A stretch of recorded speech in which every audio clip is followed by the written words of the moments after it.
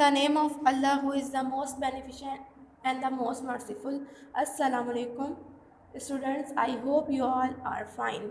In previous lecture, we discussed about different types of habitat. Now today topic is polar bear adaptation. यानी बर्फ़ानी रीछ किस तरह अपने आप को माहौल के मुताबिक ढालता है.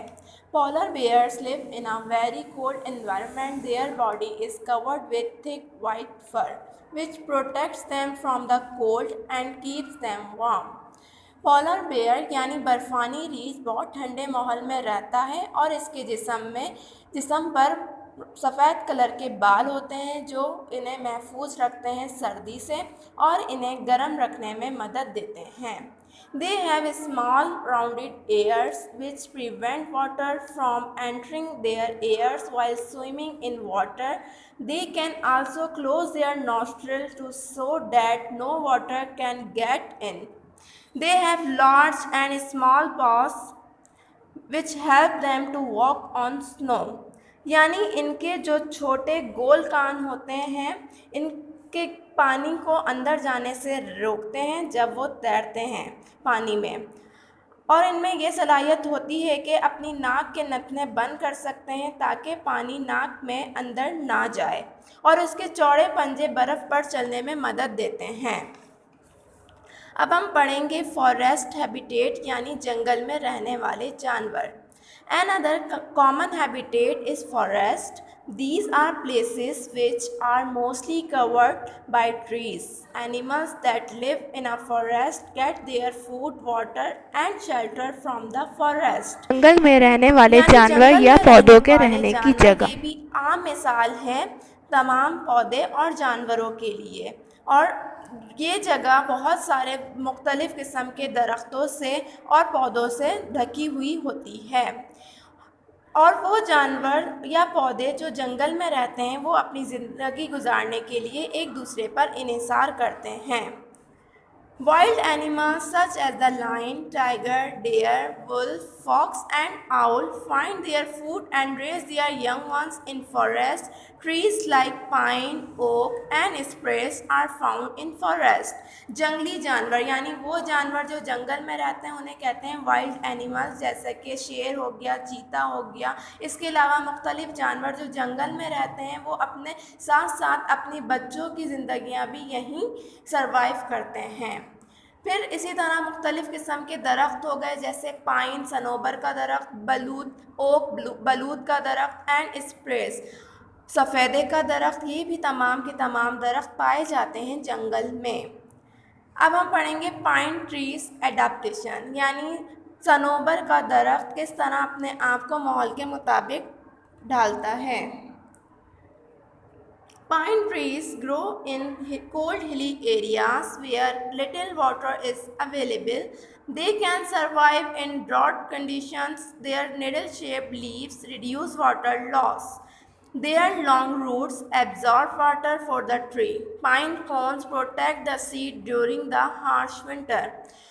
सनोबर का दरख्त पाया जाता है पहाड़ी इलाकों में जहाँ सख्त सर्दी होती है और वहाँ पे पानी भी कम मिकदार में पाया जाता है, और इनमें ये सलाहियत होती है कि ये खुश्क साली में भी अपने आप को परवान चढ़ा सकते हैं, और इनकी सुई नुमा जो पत्ते होते हैं वो कम से कम पानी को जज़्ब करते हैं, और इनकी लंबी जो रूट्स होती हैं यानी जो जड़ें होती हैं वो भी पानी जज़्ब करती हैं दरख्त के लिए, और इनकी फलियां महफूज रखती हैं बीजों को सख्त सर्दी से. River and sea habitat. River and sea habitat it means water habitat यानी पानी में रहने वाले जानवर या पौधे. 70% of the earth's surface is covered with water. Water is the habitat of many plants and animals. For example, sea grasses and plants like fungi, algae and seaweeds are found in water. जैसा कि आप सबको मालूम है कि हमारी ज़मीन का 70% हिस्सा पानी पर मुश्तमिल है. जिस तरह पानी का ज़्यादा से ज़्यादा हिस्सा हमारी ज़मीन के मुकाबले में ज़्यादा है, इसी तरह जानवर और पौधों की तादाद भी ज़्यादा है. फॉर एग्ज़ाम्पल जिसमें शामिल है सी ग्रास समंदरी घास और फंगस एक तरह की फफूंदी होती है, और जी, अलगी जो है काई को कहते हैं और सी वीट समंदरी काई को कहते हैं। ये तमाम के तमाम पौधे होते हैं जो कि समंदर या पानी में पाए जाते हैं। फिर इसी तरह पौधों के साथ साथ जानवर एनिमल्स हो गए, जिसमें animals like fish, frogs, ducks and turtles live in fresh water of rivers, streams and ponds। इसी तरह जानवरों में मछलियाँ शामिल हो गई, इसी तरह फ्रॉक्स हो गई, बत्तखें हो गई। ये तमाम के तमाम फ्रेश वाटर में पाए जाते हैं, जिसमें जैसा कि जो रिवर्स की सूरत यानी दरियाओं की सूरत में पानी होता है, नहरों की सूरत में होता है और तालाबों की सूरत में पानी होता है। फिर shark, starfish, octopuses, whales and dolphins are found in the sea. और जितनी भी ये मछलियाँ यहाँ बयान की जा रही हैं, ये तमाम की तमाम समंदर में पाई जाती हैं। अब है फिश एडेप्टेशन, यानी मछली अपने आप को किस तरह माहौल के मुताबिक ढालती है।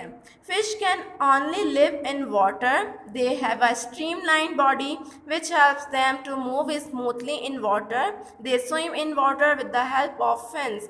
यानी मछली जो है सिर्फ और सिर्फ पानी में रहती है और इसकी जो इसका धारी नुमा जिस्म होता है वो इसे तैरने में मदद देता है और ये अपने परों की मदद से जो है पानी में तैरती है।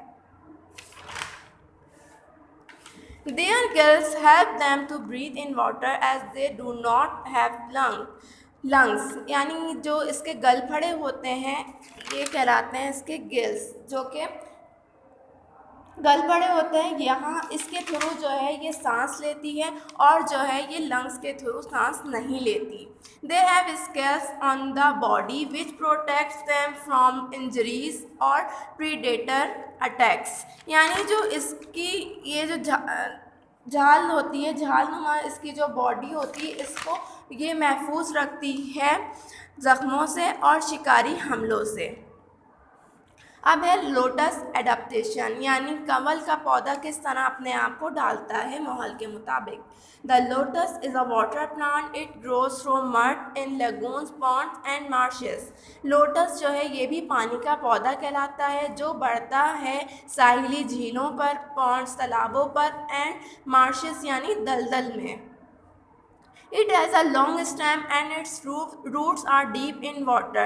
इसकी लंबी जो है तने होते हैं, इसके लंबे तने होते हैं जो कि आपको पिक्चर में भी दिखाई दे रहे हैं, और इसकी जो रूट्स होती हैं वो पानी की गहराई में पाई जाती हैं। फिर white disc shape leaves allow them to float on water and absorb a large amount of sunlight। यानी इसके जो डिस्क शेप लीव होते हैं वो बहुत ज़्यादा पानी में तैरने में मदद देते हैं और लार्ज अमाउंट यानी बहुत ज़्यादा वाफिर मिकदार में सनलाइट एब्जॉर्ब करते हैं, यानी सूरज की रोशनी को जब्स कर लेते हैं। Its leaf and stem are covered with wax that repels water, therefore its surface is free from excess water। यानी जो इसके पत्ते होते हैं और इसके तने होते हैं वो ढके हुए होते हैं एक तह से जो पानी को रिपेल्स करते हैं, और इसी लिहाजा इसकी सरफेस जो है पानी की ज़्यादती से आज़ाद होती है सतह। यहाँ तक हमारा जो है लेक्चर कंप्लीट हुआ। अब है बुक वर्क, पेज नंबर 7 जो कि मैच करना है। Match the animals to their habitat, यानी इधर एनिमल्स प्रोवाइड किए गए हैं और यहाँ पे उनकी हैबिटेट की गई हैं। अब मुख्तलिफ़ किस्म के जानवर हैं, उनको उनकी हैबिटेट यानी रहने की जगह से मैच करना है। पेज नंबर 8 पे आप लोगों के चूज़ द करेक्ट ऑप्शन है, उसको आप लोगों ने सॉल्व करना है, जो कि वर्कशीट की सूरत में भी प्रोवाइड किए गए हैं। और पेज नंबर 9 पे आपके ट्रू फॉल्स हैं, आपको ये भी वर्कशीट की सूरत में जो है दिए गए हैं। उम्मीद है आपको आज का जो है जो लेक्चर दिया गया है वो समझ आया होगा। आपको होमवर्क वर्कशीट की सूरत में दिया जा रहा है जो कि आपको करके चेक करवाना है। तब तक के लिए नेक्स्ट वीडियो तक अपना ख्याल रखिएगा। अल्लाह हाफ़िज़।